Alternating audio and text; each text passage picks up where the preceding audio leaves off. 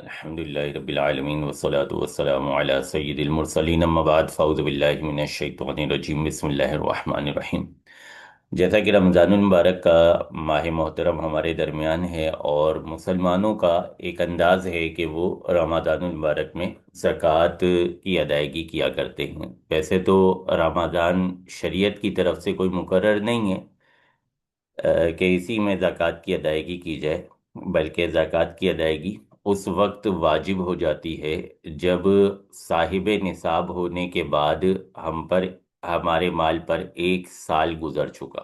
1 سال گزرنے کے بعد اس میں تاخیر کرنا گناہ ہے، تاخیر نہیں کی جا سکتی۔ بہرحال یہ ایک الگ مسئلہ ہے۔ آج ہم نصاب کے حوالے سے بات کریں گے کہ ہم جس کو زکوٰۃ دے رہے ہیں اس کا صاحب نصاب نہ ہونا یہ ضروری ہوتا ہے۔ نصاب کے حوالے سے جو شریعت میں طریقہ مقرر کیا گیا ہے وہ 3 طرح سے ہے۔ ایک تو یہ دیکھا جائے گا کہ یا نصاب کے حساب سے ہم کہیں گے کہ 3 طرح کے لوگ ہوتے ہیں۔ ایک تو وہ ہوں گے کہ جن پر زکوٰۃ لازم ہوتی ہے۔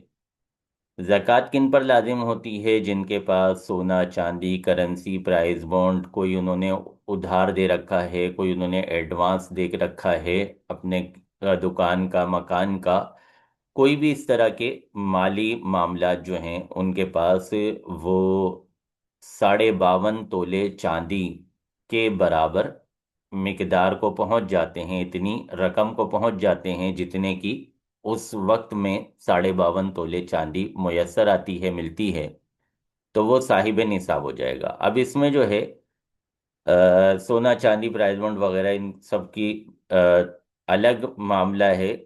جو اس کے پاس سامان موجود ہے، جو شخص کے پاس سامان موجود ہے، اس سامان میں دیکھا جائے گا کہ مال تجارت کون سا ہے۔ جو مال تجارت ہوگا اس کو اس اماؤنٹ میں پلس کیا جائے گا، سونا چاندی کے ساتھ جمع کیا جائے گا۔ پھر یہ ایک ہو گیا طریقہ نصاب، صاحب نصاب ہونے کے حساب سے یہ ایک شخص ہو گیا جس نے زکوٰۃ دینی ہے۔ دوسرا شخص وہ ہے جس نے زکوٰۃ نہیں دینی، اس پہ زکوٰۃ لازم نہیں ہے۔ وہ کون ہوگا؟ کہ جس کے پاس یہی سونا چاندی روپیہ پیسہ پرائز بانڈ، یا اس نے کوئی ادھار وغیرہ دیا ہوا ہے، کوئی ایڈوانس دیا ہوا ہے دکان کا مکان کا وغیرہ وغیرہ، یا پھر جو ہے مال تجارت اس کے پاس، یہ ساری چیزیں جمع کر کے 52.5 تولے چاندی کے برابر رقم کو نہیں پہنچتا، تو یہ شخص جو ہے وہ زکوٰۃ دے گا نہیں۔ اس پر زکوٰۃ واجب نہیں ہے، اس نے زکوٰۃ نہیں دینی۔ اس کے بعد تیسرا شخص وہ ہوتا ہے کہ جو زکوٰۃ لے سکتا ہے، جس کو ہم شرعی فقیر کہتے ہیں۔ اس کا نصاب چیک کرنے کا طریقہ تھوڑا سا مختلف ہوتا ہے۔ اس کو یہ دیکھا جائے گا کہ اس کے پاس جو چیزیں موجود ہیں سونا چاندی کرنسی پرائز بانڈ وغیرہ، وہ ساری چیزیں اگر ہیں کچھ نہ کچھ تو وہ بھی جمع کریں گے، اور اس کے علاوہ جو اس کے پہننے برتنے کے لیے زندگی گزارنے کے لیے جو سامان ہے وہ سامان بھی دیکھا جائے گا کہ وہ سامان اس کی ضرورت کے مطابق ہے یا ضرورت سے زائد ہے۔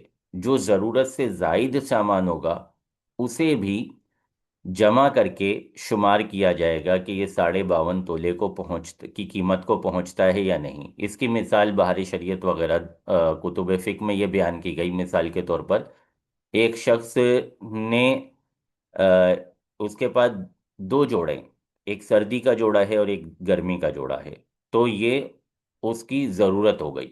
لیکن اس سے زیادہ جتنے جوڑے ہیں اس کے پاس، سوٹ ہیں اس کے پاس، جتنے زیادہ کپڑے ہیں اس کے پاس، یہ ضرورت سے زائد ہیں، ان کو یہاں پہ جمع کیا جائے گا۔ اسی طرح بستر ہے، بستر اگر وہ اکیلا ہے، فیملی والا ہے، جتنے لوگ ہیں اتنے بستر جو ہیں وہ اس کی ضرورت میں ہیں، اور اس سے زیادہ جو ہیں ان کو ضرورت سے زائد شمار کیا جائے گا۔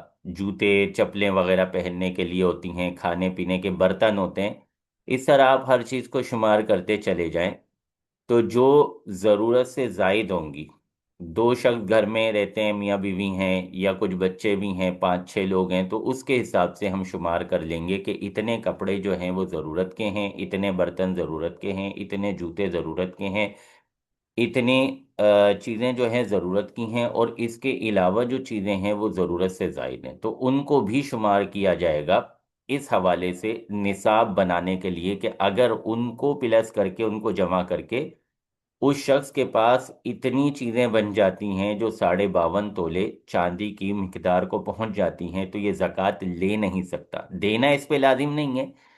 जक़ात देना किस पर लाजिम है उसकी वजाहत शुरू में कर दी। जक़ात किस पर देना लाजिम नहीं है उसकी भी वजाहत कर दी। उन दोनों में जक़ात देना लाजिम है, जक़ात देना लाजिम नहीं है, इन दोनों शख्सों के लिए जो माल जमा करना है, जो इनके पास चीज़ें हैं, जो इनके पास पहनने बरतने की चीज़ें हैं, उन चीज़ों को जमा नहीं करना होता है, इसमें माल तिजारत को जमा करना होता है। लेकिन जिसने ज़कात लेनी है, जैसे हम शरई फ़कीर कहते हैं, तो उसके जो है इस सामान को भी जमा किया जाता है। तो इस बात की एहतियात ज़रूरी है। ज़कात की अदायगी हमने करनी है, हमें लाजिम है कि हम इस बात को चेक करें कि जिसे ज़कात दे रहे हैं ये आया शरीयत की रूह से वाकई शरई फ़कीर है भी या नहीं। इसको बिल्कुल इसी तरह समझ लें कि गवर्नमेंट ने आपको बिजली का बिल भेजा है, उस पे आपने 10,000 रुपये बिल जमा कराना है।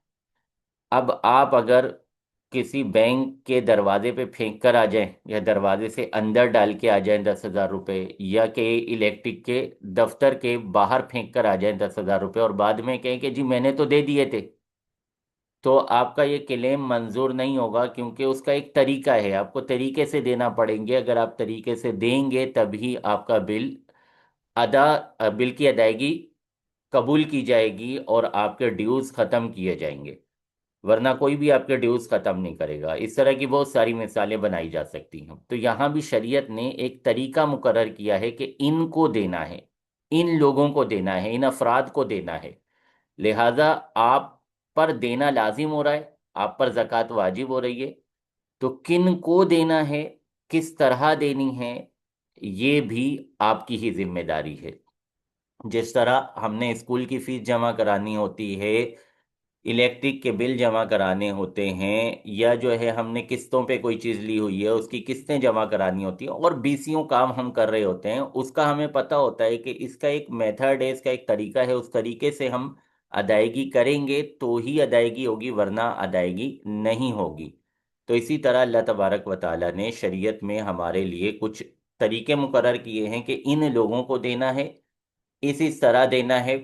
तो वो चीज़ें हमें चेक करना ज़रूरी है। अगर हमने उन्हें चेक नहीं किया और बगैर चेक किए कि चलें जी हमने तो दे दिए ना, हमारी तरफ से तो हो गए ना, तो यूं शरीयत ने हमें नहीं इख्तियारात दिए हुए। शरीयत ने हमें जहां महदूद किया है, जहां हदबंदी की है, जो शरीय ने अहकाम बयान की हैं, उन अहकाम की पैरवी हम पर लाजिम है। अल्लाह तबारक व ताला से दुआ है हमें सही अहकाम को सीखने, समझने, इन पर अमल करने की तौफीक अता फरमाए। आमीन सुम्मा आमीन बिजाहि नबिल अमीन सल्लल्लाहु